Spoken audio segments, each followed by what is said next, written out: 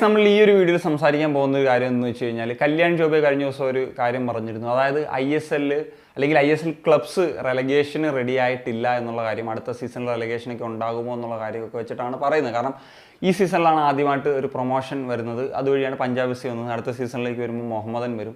അപ്പോൾ 13 ക്ലബ്ബുകളൊക്കെ ആകുന്നൊരു സാഹചര്യത്തിലേക്ക് വരും. അപ്പം ഈ പ്രൊമോഷൻ മാത്രമാണോ റെലഗേഷൻ എന്ന് മുതൽ എന്നുള്ളൊരു കാര്യമാണ് പറയുന്നത്. അപ്പം കല്യാൺ ജോബെ പറഞ്ഞ ഈ കാര്യമാണ്. ഇപ്പോൾ ഐ ലീഗിലേക്ക് റെലഗേറ്റ് ചെയ്യപ്പെട്ട് കഴിഞ്ഞാൽ ഐ ലീഗും ISLുമായിട്ടുള്ള നിലവിലെ ഒരു അന്തരം, ക്വാളിറ്റി വൈസ് അന്തരം എന്നുള്ളതല്ല പറയുന്നത്. നമുക്കറിയാം ISL എന്ന് പറയുന്ന ഒരു അത്യാവശ്യം പോപ്പുലാരിറ്റി ഉണ്ട്. അതിൻ്റെ ഒരുപാട് പോപ്പുലാരിറ്റി കുറഞ്ഞ ഒരു ലീഗാണ്. അപ്പോൾ അതിലേക്ക് പെട്ടെന്ന് ആ ഒരു ക്ലബ്ബുകളൊക്കെ ലോങ് ടൈമിൽ ഇത് വരുന്ന സമയത്ത് അങ്ങനെ ഒരു ചേഞ്ച് വന്നു കഴിഞ്ഞാൽ അത് എങ്ങനെ ബാധിക്കുമെന്നുള്ളൊരു കൺസേൺ ആണ് കല്യാൺ ജോബെ പറയുന്നത്. പക്ഷേ ഞാൻ ഇതിനെ പാർഷ്യലി അനുകൂലിക്കുന്നു എന്നുള്ളതാണ്. കാരണം ഇങ്ങനെയുള്ളൊരു കാര്യമുണ്ട്. കാരണം ഇപ്പോൾ പുതിയ ക്ലബ്സ് ഇത്രയും എന്നുള്ള നിലയിൽ ഒരു ഇൻവെസ്റ്റ്മെൻറ്റ്സ് ഫ്രാഞ്ചൈസി മോഡലിലൊക്കെ വന്നതുകൊണ്ട് തന്നെ അങ്ങനെയുള്ള കാര്യങ്ങളൊക്കെ ഉണ്ടാകാം. സോ പ്രൊമോഷൻ ഇപ്പം ഉണ്ടായത് തന്നെ ഒരു നല്ല കാര്യമായിട്ടാണ് കാണുന്നത്.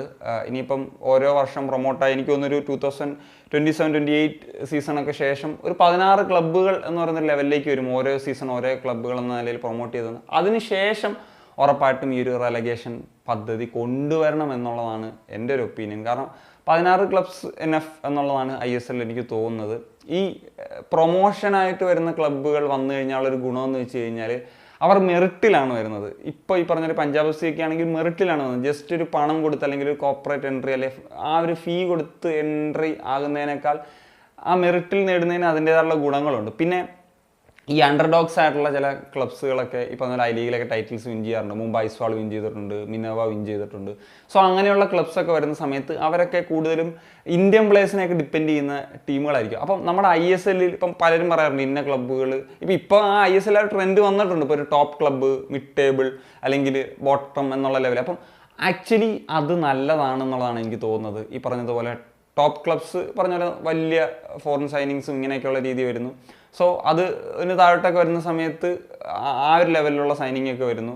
പിന്നെ ഈ പറഞ്ഞ താഴെയുള്ള ഇന്ത്യൻ പ്ലേയേഴ്സിനെ, അപ്പം ഈ ഇന്ത്യൻ പ്ലേയേഴ്സ് പലവരും ഇപ്പം ഗെയിം ടൈം കിട്ടാതെ തന്നെ ചില വലിയ ക്ലബ്സിലൊക്കെ കളിക്കുന്നത് ISL കളിച്ചാലേ നാഷണൽ ടീമിൽ ഇത് എത്തും എന്നുള്ളൊരു സെറ്റപ്പ് ഒക്കെ ഉണ്ടല്ലോ. അപ്പം ഐസ്വാൾ പോലെയുള്ളൊരു ക്ലബ്ബൊക്കെ വന്നാൽ, അല്ലെങ്കിൽ ഷില്ലോങ് പോലൊരു ക്ലബ്ബ് വന്നു കഴിഞ്ഞാൽ, അതേപോലെ മറ്റ് ഏത് ഐ ലീഗിൽ നിന്നുള്ളൊരു ക്ലബ്ബ് വന്നു കഴിഞ്ഞാൽ, ഇപ്പം നമുക്ക് നോക്കാം ലാൽബിയാക്യാന എന്ന് പറഞ്ഞിട്ടുള്ള ഒരു പ്ലെയറാണ് ഐ ലീഗിൽ ഒരു സെക്കൻഡ് ടോപ്പ് സ്കോറും 10-16 ഗോളുകൾ അടിച്ചു കഴിഞ്ഞു. അതേപോലത്തെ ഒരു പ്ലെയർ ISLലായിരുന്നു എന്ന് ആലോചിച്ച് നോക്കി. നമുക്ക് കണ്ണും പൂട്ടി നാഷണൽ ടീമിൽ എടുക്കാം. അങ്ങനെയൊക്കെയുള്ളൊരു ഫാക്ടേഴ്സൊക്കെ അവിടെ നിലനിൽക്കുന്നില്ലേ. അപ്പം ഇതാണ് പറയുന്നത്. അങ്ങനത്തെ ഒരു ചെറിയ ചെറിയ ക്ലബ്ബുകൾ വന്നു കഴിഞ്ഞാൽ അവരുടെ അക്കാഡമി പ്രൊഡക്ട്സിനെയൊക്കെ അവർ കളിപ്പിക്കും. അതുപോലെ ചിലപ്പോൾ അവർ ഇന്ത്യൻ പ്ലേയേഴ്സിനെ ഡിപ്പെൻഡ് ചെയ്യും. അത് ഉറപ്പായിട്ടും ക്ലബ്ബുകൾക്ക് ഗുണകരമായി മാറും എന്നുള്ളതാണ്. ഇപ്പോൾ കോമ്പറ്റീഷൻ എന്ന് പറഞ്ഞു കഴിഞ്ഞാൽ 16 ടീമുകൾ നമ്മൾ ഈ കോമ്പറ്റീഷൻ്റെ ഒന്നും ആവശ്യമില്ല.